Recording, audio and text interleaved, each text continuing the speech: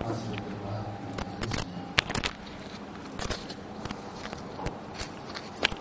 سرور عالم سیدنا و مولانا و حبیبنا حضرت محمد صلی اللہ علیہ وسلم کا ذکر مبارک سنایا جاتا ہے.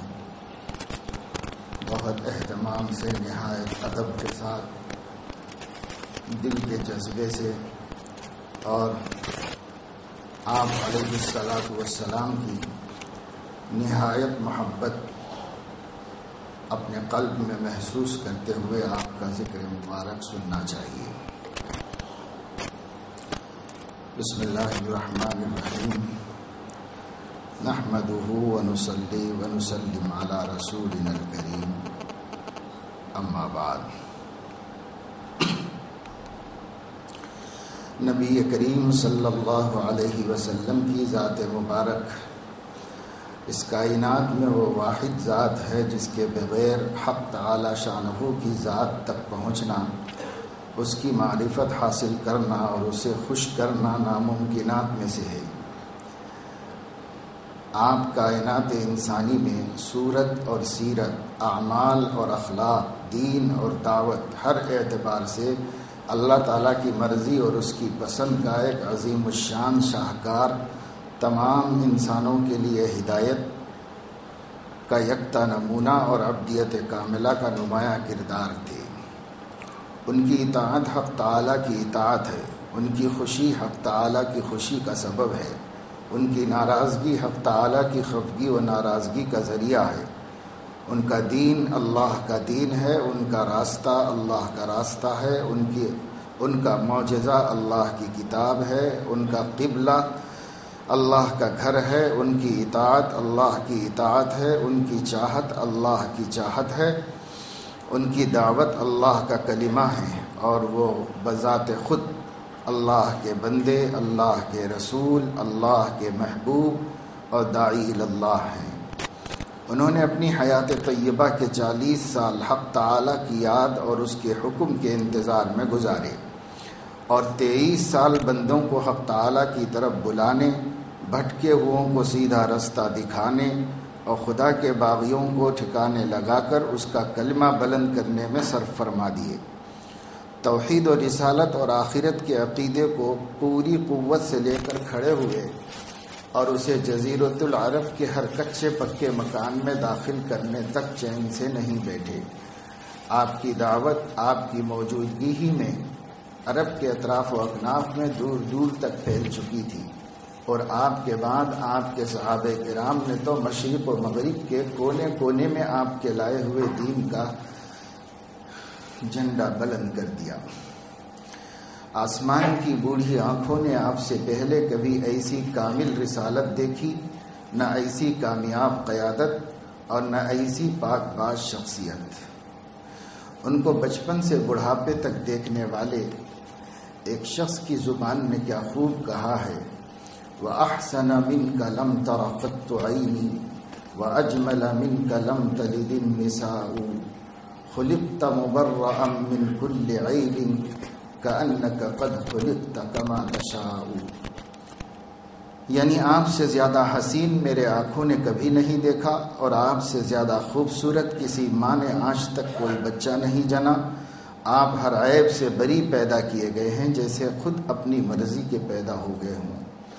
یہ نادر اور بے مثال حسن و جمال جس کی طرف حضرت حسان رضی اللہ تعالیٰ عنہ نے اشارہ فرمایا، صرف جسمانی اور صورت شکل کی نہیں، بلکہ آپ کی روحانی اور اخلاقی صورتحال بھی اس میں شامل ہے. حضرت حسان بن ثابت رضی اللہ تعالیٰ عنہ عرب کے ایک شاعر تھے. بڑی لمبی عمر پائی. ہمارے نبی کے پیدا ہونے سے پہلے جب آپ پیدا ہوئے تھے تو حضرت حسان جوان تھے اور اس وقت بھی شعر کہتے تھے، اور جب ہمارے نبی دنیا سے پردہ فرمائے تو بھی حضرت حسان زندہ تھے. تو بڑی لمبی عمر تھی. جس نے آپ کو پیدا ہونے سے لے کر کے دنیا سے پردہ کرنے تک دیکھا تھا، ظاہر ہے اس شخص کا بیان کرنا بہت بڑی اہمیت رکھتا ہے.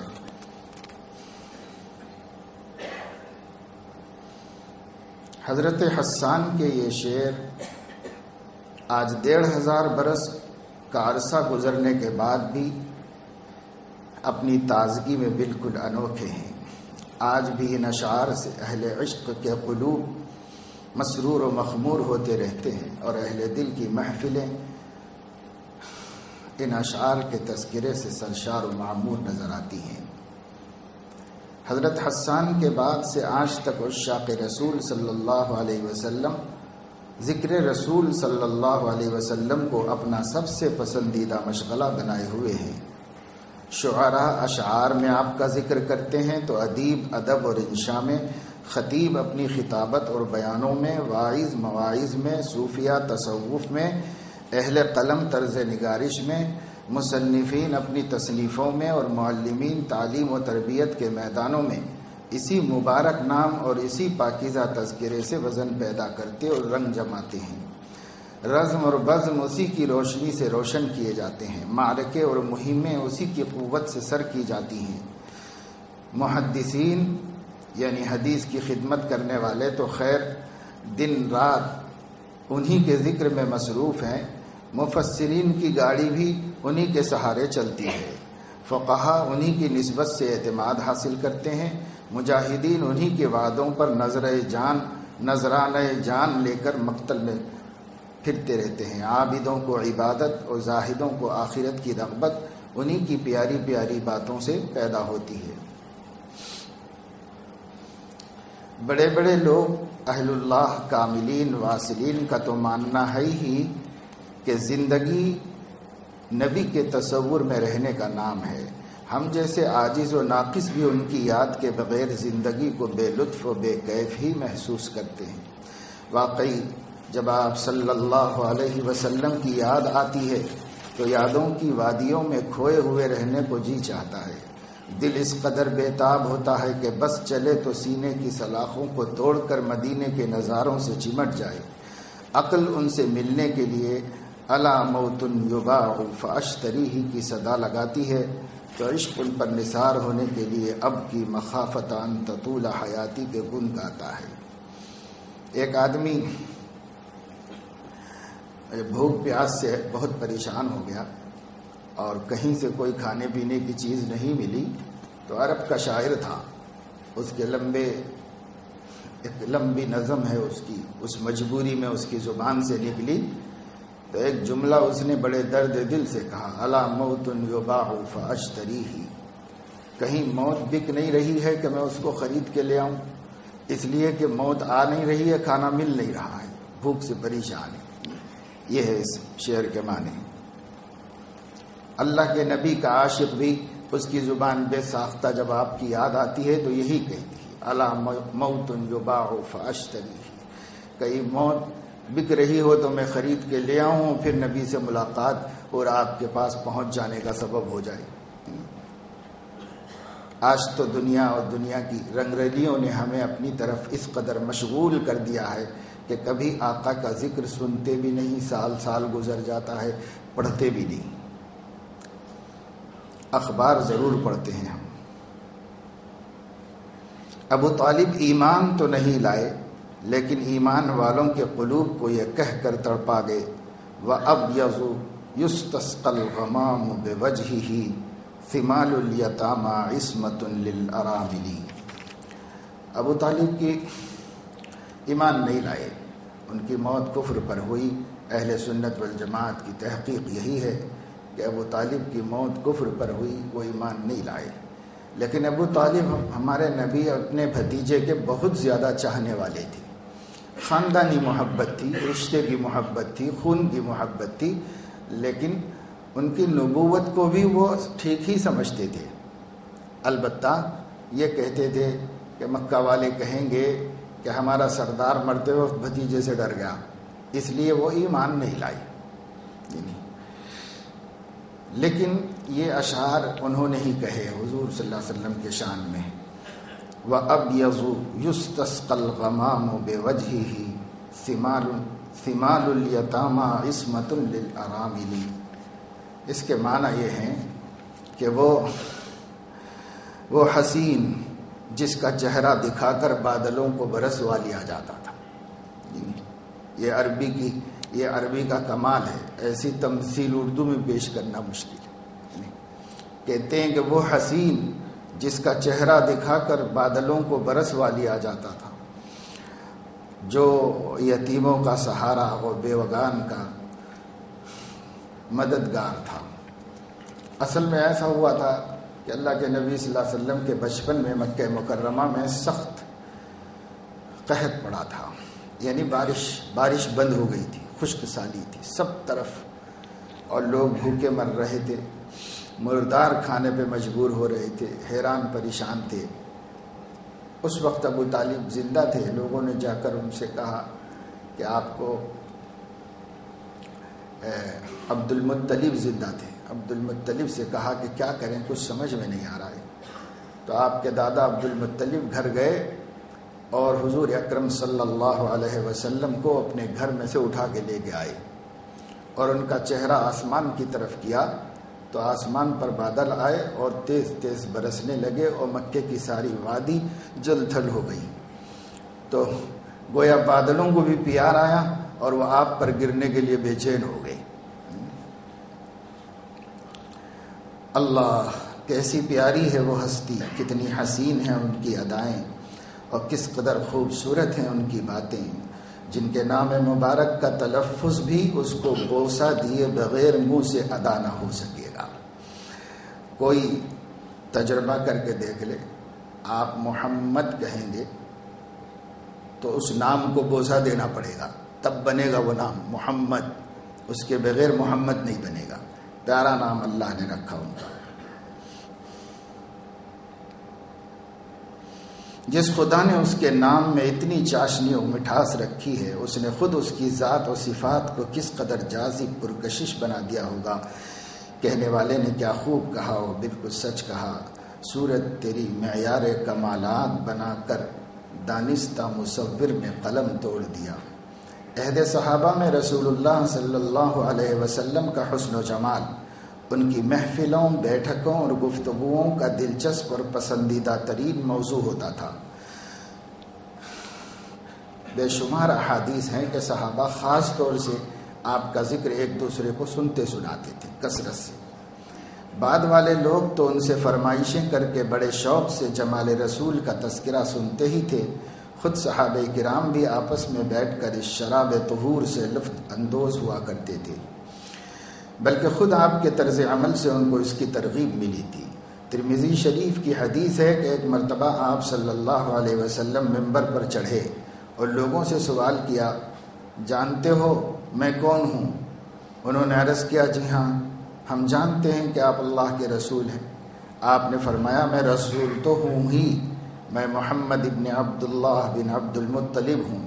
اللہ تعالیٰ نے مجھے اپنی تمام مخلوقات میں بہتر مخلوق یعنی انسانوں میں پیدا کیا، پھر انسانوں کے بہترین گروہ عرب میں پیدا کیا، پھر عرب کے بہترین قبیلہ قریش میں بنایا، پھر قریش کے بہترین خاندان بنی ہاشم میں پیدا کیا۔ پس میں ذات کے اعتبار سے بھی سب سے افضل ہوں اور خاندان کے اعتبار سے بھی سب سے افضل ہوں۔ اس سے معلوم ہوا کہ آپ صلی اللہ علیہ وسلم نے خود اپنے عمل سے اپنے مقام اور مرتبے کے تذکرے کو سنت بنا دیا ہے۔ حضرت ہند ابن ابی حالہ، بہت سارے لوگ اللہ کے نبی صلی اللہ علیہ وسلم کی خاندان کو جانتے نہیں اور ان سے بالکل بے خبر ہیں کہ رسول اللہ صلی اللہ علیہ وسلم کا خاندان کیا ہے۔ دو چار نام لوگوں کو یاد ہیں مشہور ہونے کی وجہ سے، لیکن سب کو نہیں جانتے۔ ہند ابن ابی حالہ جو ہیں یہ حضور علیہ الصلاۃ والسلام کے ربیب تھے۔ ربیب اس کو کہتے ہیں جو کسی کی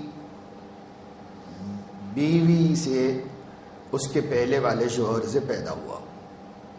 چونکہ حضرت خدیجہ رضی اللہ تعالی عنہا ہمارے نبی سے پہلے 2 نکاح کر چکی تھی، اور اس کے بعد پہلے شوہر کا انتقال ہوا، دوسرے سے کیا، ان کا بھی انتقال ہو گیا، تو حضرت خدیجہ نے طے کر لیا کہ میں اب نکاح نہیں کروں گی، میری قسمت میں ہی ایسا ہے۔ تو پھر حضرت خدیجہ نے کوئی اور نکاح نہیں کیا۔ بہت رشتے ان کو آتے تھے کیونکہ وہ بہت طاہرہ، پاک باز، نہایت شریف، نہایت ہی مہذب خاتون تھی۔ لیکن اللہ پاک نے ان کو اٹھا کے رکھا ہوا تھا اپنے نبی کے واسطے، تو وہ قبول نہیں کرتی تھی۔ پھر بعد میں جب ہمارے نبی کی عمر 25 سال کی ہوئی تو حضرت خدیجہ 40 سال کی تھیں، انہوں نے خود پیغام بھیج کر کے ہمارے نبی صلی اللہ علیہ وسلم سے نکاح کی خواہش کی تھی۔ تو ان کو جو پہلے سے اولاد تھی ابو حالہ سے، اس کا نام ہند تھا بیٹے کا، اس کو وہ بیٹا ہی ہوتا ہے۔ رسول اللہ صلی اللہ علیہ وسلم نے ان کو اپنے بیٹے کی طرح پالا تھا۔ حضرت ہند ابن ابی حالہ حضرت خدیجہ کے بیٹے اور ربیب رسول صلی اللہ علیہ وسلم ہیں۔ انہوں نے اپنے نبی کو شعور کے دور سے دیکھنا شروع کیا اور ان کے پردہ فرمانے تک دیکھتے ہی رہے۔ انہوں نے بھی بڑی عمر پائی، بڑے تو نہیں تھے لیکن یعنی 25 سال کی عمر میں آپ نے نکاح کیا تو آپ ہی کے گود میں آ گئے تھے، آپ ہی نے پالا، آپ ہی نے بڑا کیا۔ پھر جب آپ کا انتقال ہوا تو وہ یہاں موجود تھے مدینے میں۔ ہند ابن ابی حالہ حضرت خدیجہ کے بیٹے اور رسول اللہ صلی اللہ علیہ وسلم کے گود لیے ہوئے تھے۔ انہوں نے آپ کو شعور کے دور سے دیکھنا شروع کیا اور ان کے پردہ فرمانے تک دیکھتے ہی رہے۔ اس لیے آپ صلی اللہ علیہ وسلم کے شمائل بہت تفصیل سے بتاتے تھے۔ شمائل مطلب آپ کی عادتیں، اور وصاف رسول کے نام سے مشہور تھے۔ وصاف کہتے ہیں کسی کے حالات سنانے والے کو وصاف کہتے ہیں۔ حضرت حسن ابن علی رضی اللہ عنہما نواسۂ رسول صلی اللہ علیہ وسلم ہیں۔ انہوں نے اپنے نانا کو کم شعوری میں دیکھا تھا اور چند برس ہی دیکھ سکے تھے، اس لیے کہ بہت نو عمر تھے، آپ کا انتقال ہو گیا تو زیادہ دیکھا ہوا نہیں تھا انہوں نے۔ نانا کی یاد آتی تو دیدار کی پیاس ستاتی تھی۔ اپنے ماموں کے پاس جاتے یعنی ہند ابن ابی حالہ کے پاس اور فرمائش کر کے جمال رسول صلی اللہ علیہ وسلم کے مذاکرے سے اپنا دل بہلا لیا کرتے تھے۔ کسی بھی شخصیت میں قبولیت اور محبوبیت کی 3 صفات کی وجہ سے پیدا ہوتی ہے، یعنی کسی آدمی سے آپ کو بہت محبت ہو جائے، دل اس کی طرف جھک جائے اور دل میں غیر معمولی عقیدت محبت پیدا ہو جائے تو عام طور سے اس کا سبب 3 چیزیں ہوتی ہیں، ایک جمال، ایک کمال اور ایک نوال۔ جمال کے معنی ہے خوبصورتی، کسی سے محبت ہوگی تو خوبصورتی سے ہوگی۔ پھول سے کیوں ہوتی ہے؟ خوبصورتی کی وجہ سے ہوتی ہے۔ چمن سے کیوں ہوتی ہے؟ خوبصورتی کی وجہ سے ہوتی ہے۔ آدمیوں سے کیوں ہوتی ہے محبت؟ تو خوبصورتی سبب بن جاتی ہے بعض وقت تو۔ اور کمال یہ ہے کہ انسان کے اندر اخلاق کا کمال، اعمال کا کمال، کوئی بھی کمالات پیدا ہو جائیں تو آدمی کو محبت ہوتی ہے۔ بس اوقات اس کو خوبصورتی کچھ نہیں رہتی۔ محدثین کے تذکرے میں ایک نام آتا ہے، مکہ مکرمہ کے محدثین میں عطا ابن ابی رباح رحمت اللہ علیہ، بہت بڑے محدث تھے۔ ایسا مشہور تھا ان کے بارے میں کہ اگر کوئی حدیث ان کو نہیں معلوم ہے تو حدیث ہی نہیں، اتنے بڑے محدث تھے وہ۔ لیکن ان کے بارے میں ان کا تذکرہ لکھنے والوں نے، حالات لکھنے والوں نے لکھا کہ وہ نہایت کالے تھے، پست قد تھے، چپٹی ناک تھی، سرخ آنکھیں تھیں، بڑے بڑے دانت تھے، اور سر سے لے کے پیر تک حسن و جمال کی کوئی ایک چیز بھی ان کے اندر نہیں تھی۔ سب عیب جس کو لوگ کہتے سب بد شکلی، ساری بد شکلیاں ان کے اندر تھی۔ ایک آنکھ کے آور بھی تھے، یعنی آنکھ ٹیڑھی بھی تھی، ان کی آنکھیں سیدھی بھی نہیں تھی۔ لیکن اس کے باوجود جب وہ حرم شریف میں بیٹھتے تھے تو اتنی بڑی بھیڑ لائن لگا کر کھڑی ہوتی تھی صرف دیکھنے کے واسطے کہ ایک نظر دیکھیں ان کو۔ بادشاہ بھی لائن میں کھڑے ہوتا تھا، ایک 2 گھنٹے کے بعد بادشاہ کو ٹائم ملتا تھا کہ ایک نظر دیکھ لے، اتنے بڑے۔ تو یہاں محبت کاہے کی ہے؟ یہاں تو خوبصورتی کچھ بھی نہیں، تو یہاں محبت کمال کی ہے کہ اتنا علم ان کے پاس ہے، اتنا عمل ہے، اتنا تقوی ہے، اس کمال کی محبت ہے۔ تو کبھی محبت ہوتی ہے جمال سے، حسن سے، کبھی محبت ہوتی ہے کمال سے کہ اس میں کوئی کمال ہو، اور کبھی محبت ہوتی ہے نوال سے۔ نوال کے معنی ہیں سخاوت، سخی آدمی کو سب چاہتے ہیں، سخی آدمیوں سے سب کی محبت ہوتی ہے، سب کو تعلق ہوتا ہے سخی آدمی سے۔ جمال، کمال اور نوال سرور عالم محبوب اعظم نبی اکرم سیدنا و مولانا و محبوبنا حضرت محمد عربی و قرشی صلی اللہ علیہ وسلم میں یہ تینوں صفات بدرجہ اتم موجود تھیں۔ حسن و جمال کی تعریفوں سے تو احادیث کا ذخیرہ بھرا پڑا ہے، محدثین کی اس موضوع پر مستقل تصنیفات بھی ہیں۔ امام ترمذی کی شمائل عالمی شہرت کی حامل ہے، اردو میں بھی اس کتاب کے ترجمے موجود ہیں۔ ایک امام ترمذی نے ترمذی شریف کے علاوہ جو ترمذی شریف حدیث کی کتاب مشہور ہے اس کا نام ہے سنن الترمذی، اور ایک امام ترمذی کی کتاب ہے اس کا نام ہے شمائل ترمذی۔ تو شمائل ترمذی میں امام ترمذی نے وہ ساری حدیثیں نقل کر دی ہیں جس سے آپ صلی اللہ علیہ وسلم کے سیرت اور صورت کے تمام خوبیاں جمع ہو گئی۔ یہ کتاب اردو زبان میں بھی چھپی ہوئی ہے، ہر مدارس میں حدیث کی کتابوں میں پڑھائی بھی جاتی ہے۔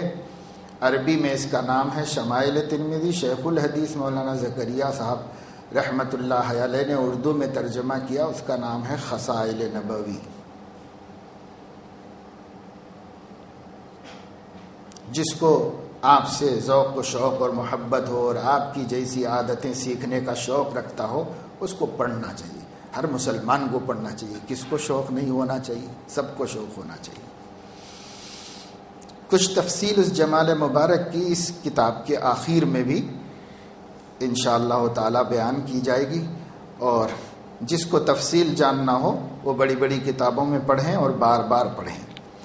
جہاں تک آپ کے کمال کا تعلق ہے تو یہ ہر مومن کا ایمان اور ہر عالم کا یقین ہے کہ اولین و آخرین کو اللہ پاک نے جتنے کمالات علم و عمل اور اخلاق کے عطا فرمائے تھے، آپ ان سب کے جامع ہی نہیں کامل و مکمل بھی تھے۔ یعنی رسول اللہ صلی اللہ علیہ وسلم کو اللہ نے جو اخلاق دیا، جو علم دیا، جو عمل دیا، وہ تمام پیغمبروں سے زیادہ تھا۔ کوئی پیغمبر اس کا مقابلہ نہیں کر سکتے۔ اہل السنت والجماعت کا ماننا ہے ہر پیغمبر کو نبوت کی روشنی ہمارے نبی کے نبوت کے آفتاب سے ملی ہے، اسی سے لے کر انہوں نے دنیا میں روشنی پھیلائی ہے۔ اور بعض علماء نے تو فرمایا حقیقی نبوت تو اللہ نے آپ ہی کو عطا کی ہے، اور جن پیغمبروں کو بھیجا 1,24,000 سب پر آپ کی نبوت کا اثر اور اس کا حصہ پہنچا، اور اسی سے سب لوگوں نے دنیا میں ہدایت کا کام کیا۔ سارے انبیاء برحق ہیں، سارے انبیاء قابل احترام، عزت و محبت ہیں، لیکن ہمارے نبی ان سب کے امام ہیں اور ان سب کے بڑے ہیں۔ فارسی میں کسی نے کہا ہے حسن یوسف دم عیسیٰ ید بیضا داری آنچے خوباں ہما دارند تو تنہا داری۔ یعنی حضرت یوسف علیہ السلام کا حسن بہت مشہور ہوا دنیا میں، اور حضرت عیسیٰ علیہ السلام کی سانس کی گرمی بہت مشہور ہے۔ حضرت عیسیٰ علیہ السلام کی سانس اتنی گرم ہے کہ حضرت عیسیٰ تو آنے والے ہیں نا دنیا میں، حضرت عیسیٰ کا انتقال نہیں ہوا، حضرت عیسیٰ علیہ السلام آسمانوں پر اٹھا لیے گئے اور آسمانوں پر زندہ ہیں، اور پھر اللہ تعالیٰ ان کو دنیا میں سب سے اخیر زمانے میں بھیجے گا۔ وہ آئیں گے لیکن نبی کی حیثیت سے نہیں آئیں گے، امتی کی حیثیت سے آئیں گے، اس لیے کہ ہمارے نبی کے بعد اب کوئی نبی نہیں۔ جب حقیقی نبوت آ گئی تو پھر کوئی پرتو نہیں، اس لیے حضرت عیسیٰ اس امت کے امتی بن کر تشریف لائیں گے، اور اللہ ان کے ذریعے سے پورے عالم میں آج یہ جتنی مظلومیت ہے، آج یہ جو ستم ڈھائے جا رہے ہیں، یہ سب ختم ہوں گے، اور اللہ تعالیٰ اسلام کو غالب فرمائے گا اور اسلام کی عزت اور اللہ کے کلمے کو بلند کرے گا حضرت عیسیٰ علیہ السلام کے ذریعے سے۔ تو حضرت عیسیٰ علیہ السلام ایک کام سب سے پہلا یہ کریں گے کہ یہ جو دجال کا فتنہ شروع ہو گیا ہے نا ٹیکنالوجی کی شکل میں، جو ساری دنیا میں دجل و فریب و مکر پھیلا رہا ہے، یہ فتنہ اب ایسے بڑھتا چلا جائے گا، اس کی کوئی حد نہیں ہے، بالکل بے قابو ہو چکا ہے یہ فتنہ، اور یہ یوں ہی بڑھتا چلا جائے گا، بالآخر اتنا زیادہ ہو جائے گا کہ ہر طرف کفر ہو جائے گا، ہر طرف کفر ہو جائے گا۔ اور اس کا اب آغاز ہوا ہے، دھیرے دھیرے بڑھ رہا ہے، پھر جب اس کا انجام ہوگا تو دجال اعظم کے وجود میں آنے سے ہوگا۔ دجال جو ہے وہ چھوٹے چھوٹے دجال تو بہت ہیں۔ اللہ کے نبی صلی اللہ علیہ وسلم نے فرمایا ثلاثون دجالون کذابون، ہر دھوکے باز کو دجال کہتے ہیں۔ تو دجال تو بہت ہیں جو ابھی دنیا میں کئی آ چکے ہیں اور آج موجود ہیں دنیا میں، جو دجل و مکر و فریب سے دنیا کو پریشان کر کے رکھے ہوئے ہیں۔ ان سب کا جو گرو گھنٹال اور ان کا صدر اعظم ہے وہ دجال ایک ہے، ایک جو کہیں بند ہے، اللہ نے اس کو بند کر کے رکھا ہوا ہے، اس کو کھول دیا جائے گا۔ جب اس کو کھول دیں گے اللہ تعالیٰ، وہ دنیا والوں میں آ جائے گا اور آ کر اتنا فساد کرے گا، اتنا فساد کرے گا کہ لوگ اس کے اوپر ایمان لائیں گے، اسی کو خدا سمجھ بیٹھیں گے۔ تب آئیں گے حضرت عیسیٰ علیہ السلام۔ تو حضرت عیسیٰ علیہ السلام کا سب سے پہلا کام دجال کو ختم کرنا ہے، پہلا کام وہ کریں گے۔ تو اس کو ختم کرنے کے لیے اسرائیل جائیں گے، کیونکہ اسرائیل ہیڈ کوارٹر ہے دجال اعظم کا، وہیں سے وجود میں آنے والا ہے وہ۔ اور اسرائیل میں یہ لوگ جو مسجد اقصی کو آہستہ آہستہ ختم کرنے کی کوشش میں ہیں، اور وہاں پر ہیکل سلیمانی کے نام سے ایک ڈیزائن تیار کر کے اور اس کا ماڈل نیٹ پر ڈالا ہوا ہے ان لوگوں نے، اور اس کا کنسٹرکشن شروع ہو چکا ہے وہاں پر۔ وہ ہے پارلیمنٹ دجال اعظم کی، جو یہودی ہی بنائیں گے، کیونکہ دجال خود یہودی ہے۔ تو وہ وہاں بیٹھے گا اور وہ دجال وہاں پر بیٹھ کر پوری دنیا کو اپنے دین پر لائے گا، سوائے مٹھی بھر مسلمانوں کے جو ایمان والے بچ جائیں گے، باقی سب کو اپنے دین پر، اپنے اوپر ایمان لانے پر مجبور کر دے گا۔ اور وہ جب اکیلا پوری دنیا کا حکمراں ہوگا تو کرنسی کامن ہوگی، کلچر کامن ہوگا، گورنمنٹ کامن ہوگی، سب چیز کامن ہوگی، ایک ہی۔ تو اسی کی طرف جا رہے ہیں، سب نظام دنیا کا اسی کی طرف جا رہا ہے۔ جتنا غور کرتے جاؤ گے یقین آتا جائے گا کہ سب دجال کے نظام کی تکمیل ہو رہی ہے۔ یہ سب جو کچھ دنیا میں ہو رہا ہے، کچھ تھوڑے دن کے بعد اور کچھ باقی نہیں رہے گا، سب کامن ہو جائے گا دنیا کے اندر۔ جو یہودی چاہتے ہیں وہی ہوگا، جیسا یہودی چاہ رہے ہیں ویسے ہی چلے گا۔ پھر دجال آئے گا، اس کو وہ لوگ کہتے ہیں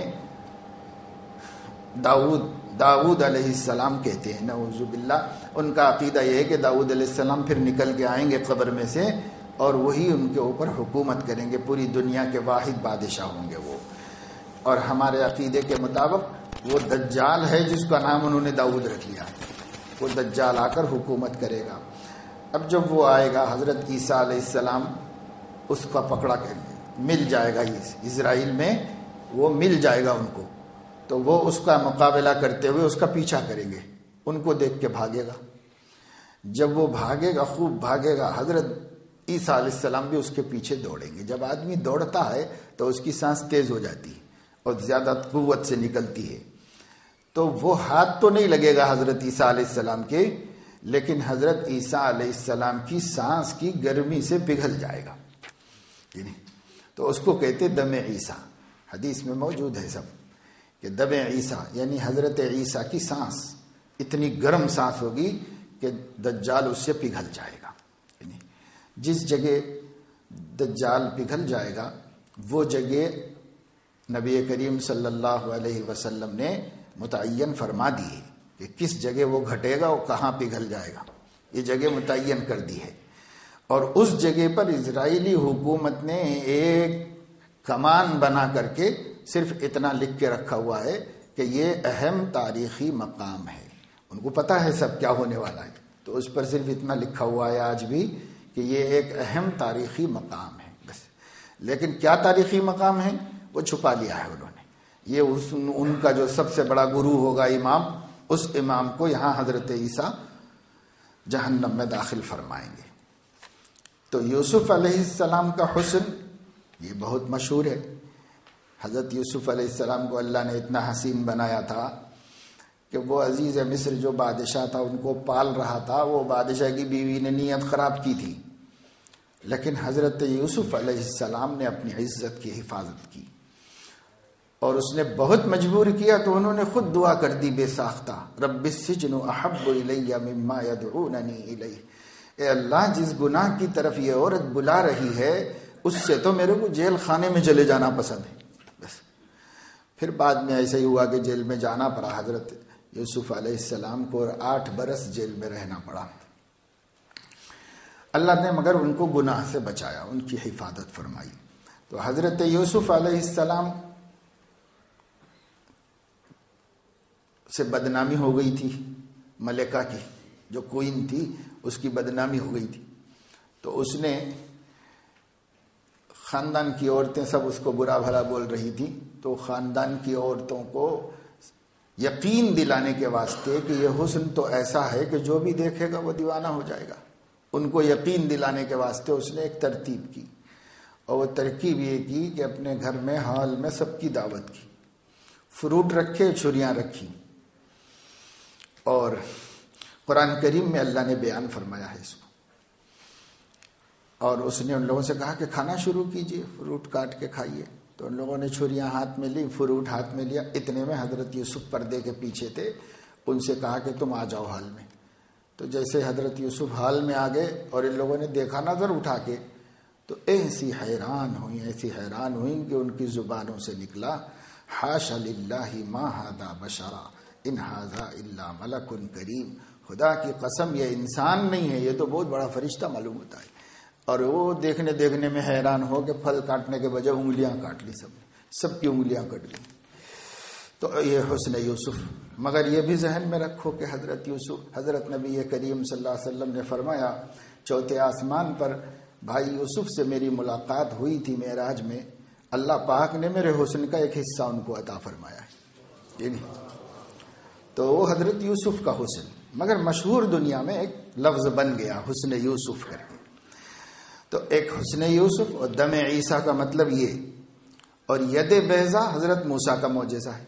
حضرت موسیٰ علیہ السلام اپنا ہاتھ ڈالتے تھے اندر، تو گریبان میں ہاتھ ڈال کے پھر نکالتے تو سورج کی طرح چمکتا تھا.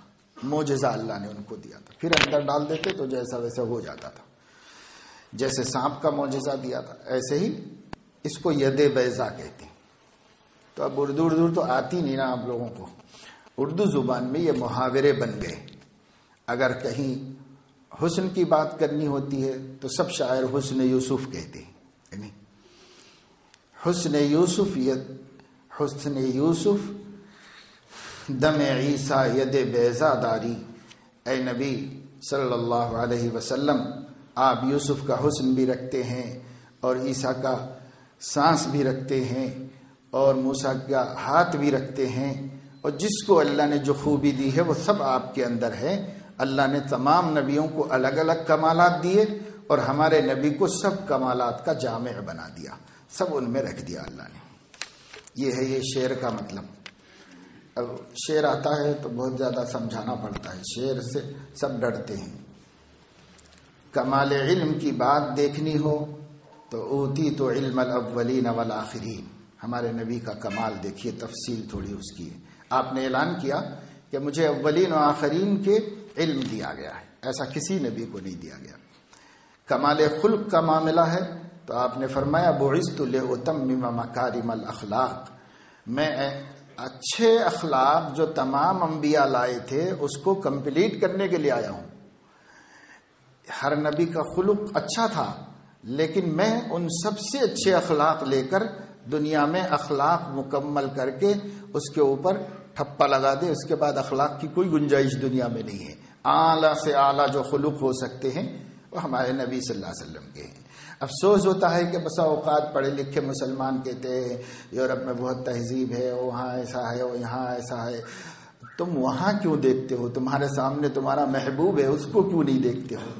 آج یورپ کے اندر اگر کچھ خوبیاں ہیں تو وہ سب ہمارے نبی کے اخلاق سے چرا کر انہوں نے اس پر عمل کر کے اپنے کو بنا لیا ہے. ہم لوگ اندھے ہیں، ہم کو نظر نہیں آتا اپنا محبوب، اس وجہ سے ہم نہیں بن سکے. ویسے کمال قرب کا مسئلہ ہے تو ثم دنا فتدلا پڑھ لو قرآن میں. یعنی اللہ نے فرمایا کہ نبی کو پھر ہم بہت قریب ہوئے، پھر قریب ہوئے اللہ کے اتنے قریب ہوئے کہ اللہ کی مخلوق میں کوئی اتنا قریب نہیں ہوا معراج میں جتنا ہمارے نبی اللہ تعالیٰ کے قریب ترین پہنچ گئے. کمال اوصاف و عادات کا معاملہ ہے تو آپ نے فرمایا ادبنی ربی فاحسن تعدیبی، میرے رب نے مجھے ادب سکھایا ہے، بہترین ادب سکھایا ہے۔ سب کو کسی نے بھی سکھایا ہوگا، یہاں تک کہ صحابہ کو ہمارے نبی نے سکھایا ہے، لیکن خود ہمارے نبی کو کسی بندے نے نہیں سکھایا، اللہ ہی نے علم دیا اور اللہ ہی نے تربیت کی، تو وہ اللہ کے پالے ہوئے اور اللہ تعالیٰ کے پڑھائے ہوئے ہیں۔ اس میں جتنا آپ غور کریں گے ہمارے نبی کے کمالات سمجھ میں آئیں گے۔ تو دیکھو جمال میں آپ سب سے اعلیٰ ہیں تو سب سے زیادہ محبت کا مرکز بن گئے، اور کمال میں بھی سب سے بڑھ کر ہیں تو سب سے زیادہ محبت کا مرکز بن گئے۔ رہ گئی نوال یعنی جود و سخا کی بات، تو سبحان اللہ، کس کے قلم کو ہمت اور کس کی زبان کو قوت ہے کہ اس سخی داتا کی سخا و عطا کا احاطہ کر سکے، جو اپنی امت کو کھلائے بغیر خود نہ کھا سکتا ہو، جو اپنے گھر میں ایک درہم کا باقی رہ جانا گوارا نہ کر سکتا ہو، جو کسی کی حاجت کو سننے کے بعد اپنے جسم کا کرتا بھی اتار کے دے دیتا ہو، اور وہ جس کے در کی داد و دہش سے ہزاروں چولہے جلتے اور سینکڑوں پیٹ بھرتے ہوں مگر خود اس کے گھر میں مہینوں تک پکانے کے قابل کوئی چیز نہ آتی ہو۔ مختصر یہ کہ جس کی سخاوت کے ہاتھوں پر اس کے پروردگار کو لا تبسطھا کل البسط کی روک لگانی پڑی ہو، ہم کیا تصور کر سکتے ہیں کہ آپ کی سخاوت کیسی ہے۔ اللہ کو نازل کرنا پڑا قرآن میں کہ اے نبی ایسے سخی مت بن جائیے کہ پہنے ہوئے کپڑے بھی خیرات کر کے گھر میں بیٹھ جائیں، اتنے سخی مت بن جائے، یعنی اللہ کو روکنا پڑا، اتنی سخاوت تھی، اتنی سخاوت کہ اللہ کو روکنا پڑا۔ پھر بھی دیکھنے والوں نے سب کچھ بیان کر دیا اور لکھنے والوں نے اپنی کتابوں میں بہت کچھ ریکارڈ کر لیا ہے، ضرورت تو بس پڑھنے، سمجھنے، سیکھنے اور عمل کرنے کی ہے۔ قصہ مختصر یہ ہے کہ حب رسول صلی اللہ علیہ وسلم اور ذکر رسول صلی اللہ علیہ وسلم اگر جزو ایمان، وسیلہ نجات اور اشرف العبادات نہ ہوتا، تب بھی آپ کے جمالات، کمالات اور نوالات خود اس قابل تھے کہ لوگ اس کے عاشق ہو جاتے اور مسلمان تو ان کے اوپر قربان ہو جاتے۔ زفرقتا بقدم ہر کجا کے میں نہ گرم، کرشمہ دامن دل میں کشت کی جائی جاست۔ بس اس کے بعد امام ابن قیم رحمۃ اللہ علیہ ایک بہت بڑے عالم گزرے ہیں، انہوں نے سیرت کی جاننے کی ضرورت سے متعلق ایک بڑی کتاب لکھی ہے، اس میں سے ایک پیراگراف سناتے ہیں۔ اسی سے معلوم ہو گیا کہ بندوں کی سب سے بڑی اور اہم ضرورت، بندوں کی سب سے بڑی اور اہم ضرورت جو تمام ضرورتوں سے مقدم اور اہم ہے، وہ نبی کریم صلی اللہ علیہ وسلم کی ذات اور ان کی تعلیمات کی معرفت، ان کی خبروں کی تصدیق اور ان کے احکام پر عمل کرنا ہے، اس لیے کہ دنیا اور آخرت دونوں کی کامیابی اسی میں ہے۔ اچھے برے کی تمیز بھی انہی کے ذریعے سے ہو سکتی ہے، رضا الہی کا حصول بھی انہی کے طریقے پر چل کے ہو سکتا ہے۔ ان کے اعمال، اقوال، اخلاق اس قدر پاکیزہ ہیں کہ ان کو دوسروں کے اخلاق، اعمال اور اقوال کے پرکھنے اور اچھے برے میں تمیز کرنے کا پیمانہ بنا دیا گیا ہے۔ انہی کی اتباع اہل ہدایت کو اہل ضلالت سے الگ کرتی ہے۔ پس امت کو نبی کی معرفت کی ضرورت، پس اس جملے کو غور سے سنو، پس امت کو نبی کی معرفت کی ضرورت اس سے بھی زیادہ ہے جتنی کہ بدن کو روح کی ضرورت ہے، آنکھوں کو روشنی کی اور روح کو زندگی کی ضرورت ہے۔ اس سے بھی زیادہ مومن کو نبی کے جاننے کی اور نبی سے قریب ہونے کی ضرورت ہے۔ پس بندوں کو دنیا میں جتنی چیزوں کا محتاج بنایا گیا ہے، ان میں سب سے اہم اور بڑی ضرورت جو ہو سکتی ہے وہ بندوں کا اپنے رسول کا محتاج ہونا ہے۔ اگر مومن پل جھپکنے کے بقدر بھی نبی اور اس کی تعلیم سے غافل رہتا ہے تو اس کا دل اجڑ جاتا ہے اور وہ ماہی بے آب یعنی بغیر پانی کے مچھلی کی طرح بلکہ اس سے بھی زیادہ تڑپنے لگتا ہے۔ مگر نبی کی اس جدائی کا اسی دل کو احساس ہوتا ہے جو زندہ ہو، کیونکہ مردے کا دل زخموں کی تکلیف محسوس نہیں کر سکتا۔ ہمارے قلوب گناہوں کی نجاست کی وجہ سے مردہ سے ہو گئے ہیں، اسی لیے نبی سے محبت جیسی ہونی چاہیے ویسی نہیں پیدا ہوتی۔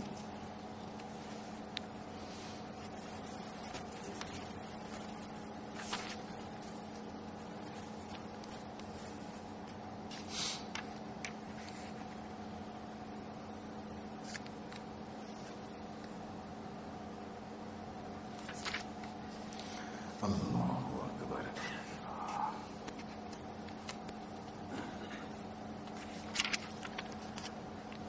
بس یہ کتاب کا ابتدائیہ تھا، اس کے آگے سے انشاءاللہ تعالی سرور عالم سیدنا و حبیبنا حضرت محمد صلی اللہ علیہ وسلم کی ولادت سے لے کر کے دنیا سے پردہ فرمانے تک کا ذکر تھوڑا تھوڑا کر کے اسی وقت عصر کے بعد سنایا جائے گا۔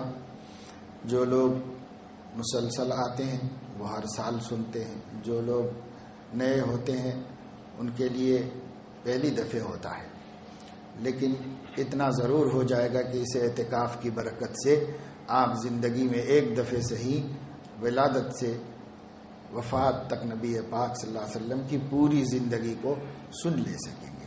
اس کا جاننا مسلمان کے لیے بہت بڑی ضرورت ہے، اس لیے کہ ہمارا دین آپ ہی کے اوپر ڈیپینڈ ہے۔ اگر ہم آپ ہی کو نہ جانیں تو کائے گا دین اور کائے گا اسلام؟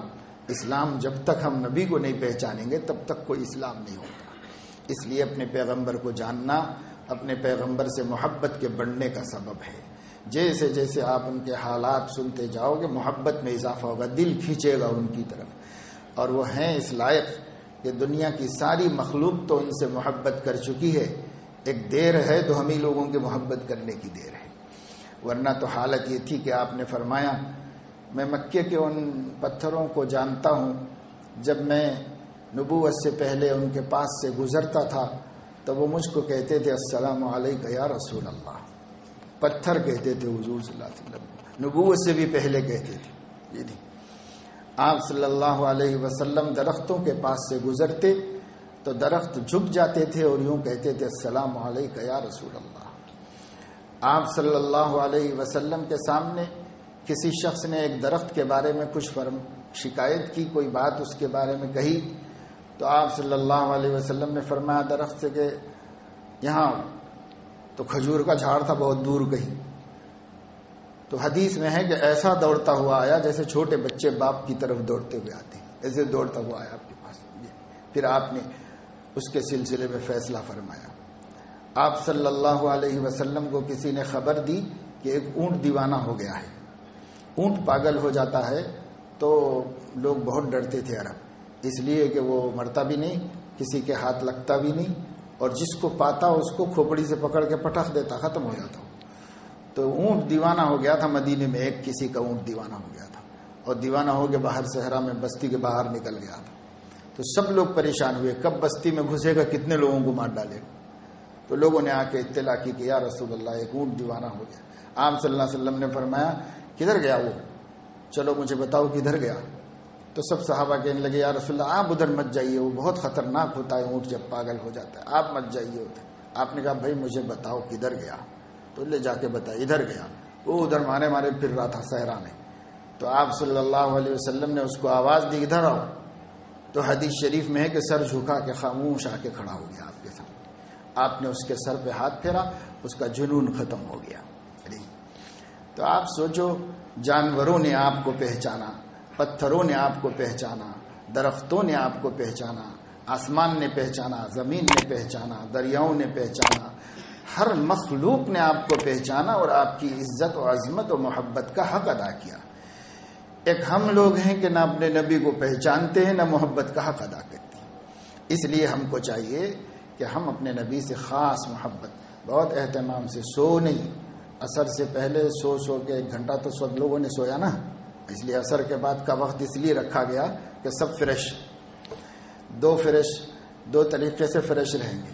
ایک تو یہ کہ اب آرام بھی ہو چکا نماز سے پہلے تو نیند کا بھی تقاضا نہیں، دوسرے یہ کہ تھوڑی دیر کے بعد افطار ملنے والا ہے تو وہ خوشی بھی ہے، تو اس لیے اس کے بیچ میں نبی کا تذکرہ یہ نہیں۔ ہاں، افطار کے وقت خوشی سب کو ہوتی ہے، کوئی ظاہر کرے چاہے کوئی نہ کرے، نبی نے فرمایا للصائم فرحتان، فرحت عند فطرہ و فرحت عند لقاء ربہ، روزے دار کو دو خوشیاں اللہ دیتے ہیں، ایک خوشی افطار کے ٹائم پہ دیتے ہیں اور ایک خوشی جب اللہ سے ملیں گے تب، دو خوشیاں ملتی ہیں۔ انشاءاللہ اس وقت تو بہت خوشیاں مل رہی ہیں 20 دن 21 دن سے کہ بھئی جیسے جیسے 10 منٹ ہیں، 5 منٹ ہیں، 2 منٹ ہیں، خوشی ہوتی جاتی ہے۔ اب کھانے کا اجازت ملے گی، اب پرمیشن آ رہا ہے، اب پرمیشن ملے گا کھانے کا، تو خوشی ہوتی جاتی ہے۔ اور پھر انشاءاللہ جیسے یہ ہو رہی ہے، اللہ کی ذات سے امید ہے کہ لقاء رب کے وقت بھی خوشی ملے گی۔ اللہ تعالیٰ سب کو نصیب فرمائے۔ سبحانک اللہم و بحمدک، اشہد ان